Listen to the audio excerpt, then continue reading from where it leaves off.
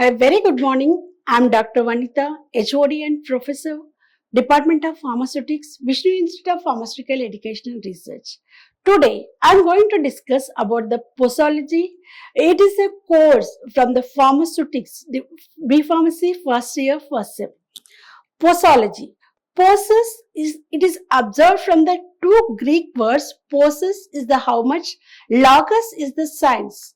How it is a branch of science deals with the quantity of drugs that can be administered to a patient to get the desired pharmacological action.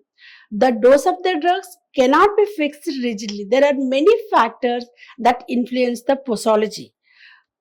So these are the factors influencing the dose to fixing a dose. We need to consider whenever you are fixing the dose, age, sex, body weight, route of administration, time of administration, environmental factor, emotional factor, presence of disease, accumulation, additive effect, synergism, antagonism, idiosyncrasy, tolerance, tachyphylaxis, and metabolic disturbances. See, like when we consider the age, the pharmacokinetics of many drugs changes with the age. Newborn babies, infants are abnormally sensitive to certain drugs because of their immature state of hepatic and renal function, by which drugs are inactivated or eliminated from the body. Sex. Women do not always respond to the action of drug in the same way as in men. Special care should be taken when you are prescribing a medication to a woman. There are three factors that influence. One is the menstruation, pregnancy, and lactations. So, we can be avoided strong purgatives like aloe should be avoided during the menstruation, like the drugs which causes uterine smooth muscle stimulation contraction that can be avoided during the pregnancy time. So alkaloids, alcohol, barbiturates, and narcotic drugs that act on the fetus through the placenta, and these drugs should be avoided during the pregnancy. And during lactation, morphine and tetracycline can be avoided because it may affect on babies. Okay. Another technique, another factor that influence the posology is the body weight. Like we consider the average body weight is the 70, but it is in the average of 50 to 100 kg. So, like if the patient is weighing less than 50, the dose can be calculated as per the formula given as per the body weight. Route of administration, like we know that like in the emergency conditions, for unconscious patients, we prefer to give the IV dose. Here the dose is smaller compared to the oral dose. So time of administration, the presence of food in the stomach delays the absorption of drugs, but it does not mean that effective when taken during after meal. Like some drugs can be avoided after meal, like can be avoided before meals. So time of administration is an important factor. Environmental factor, like you can say that female are more emotional than male and require less dose of certain drugs.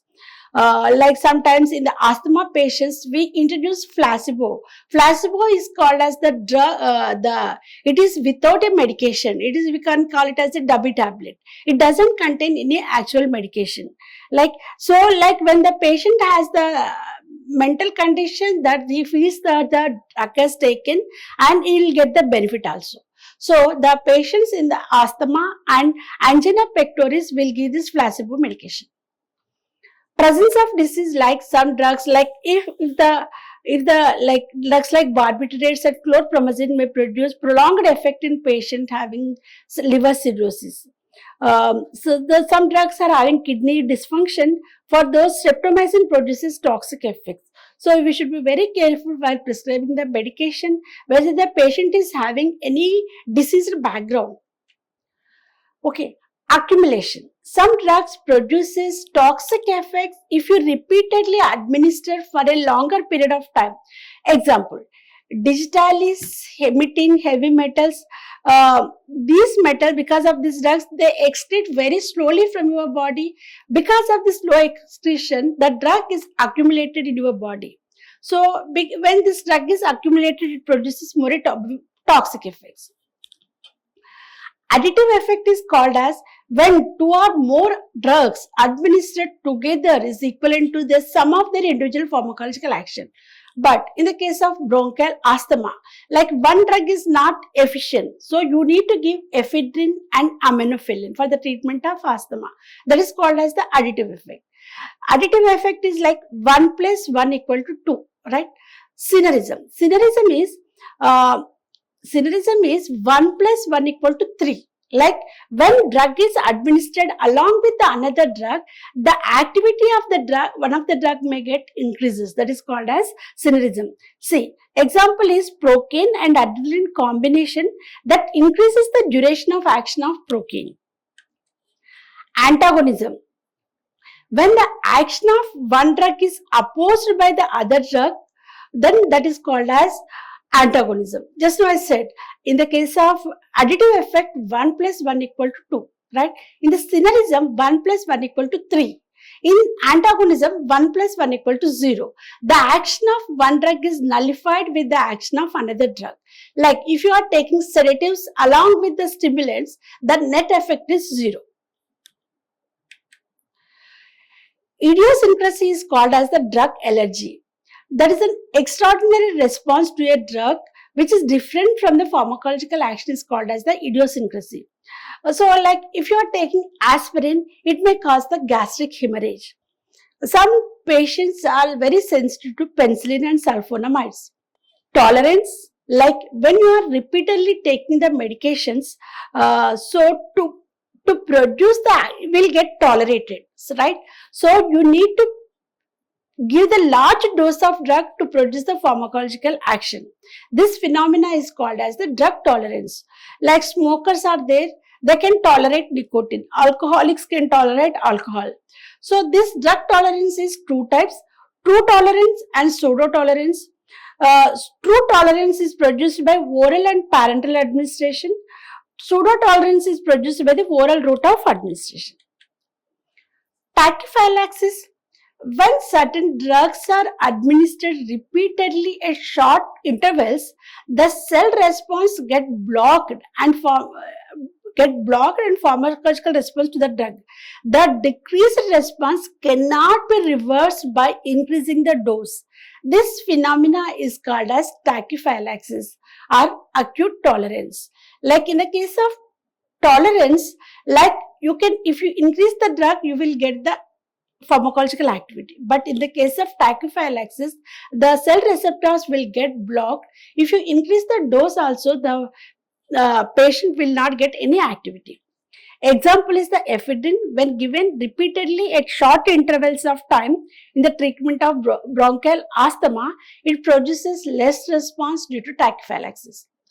Metabolic disturbances like change in the water electrolyte balance or acid-base balance, body temperature, these are all physiological factors. It may modify the drug. So we are discussing about these factors affecting the posology, like how to calculate the dose of a drug. The dose of a drug can be calculated by the different formulas are there. We have Young's formula, Dilling's formula, Freed's formula. Young's formula is the age in years by age in years plus 12 into adult dose. Dilling's formula is the age in years by 20 into adult dose. Freed's formula, this formula can be used for the infants. There is the age in months by 150 into adult dose. Collins formula is the age at next birthday, that is years by 24 into adult dose. If you are calculating according to the body weight, there is the Clark's formula, child weight in kgs by 70 into adult dose.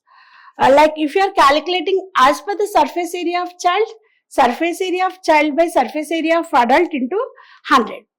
So these are the some calculations that are required for the dose calculations. This is brief about this posology and the factors affecting the posology and the formulas used for the dose calculations. Thank you. Thank you for your attention. Like, share and subscribe. Hit the bell icon for more updates.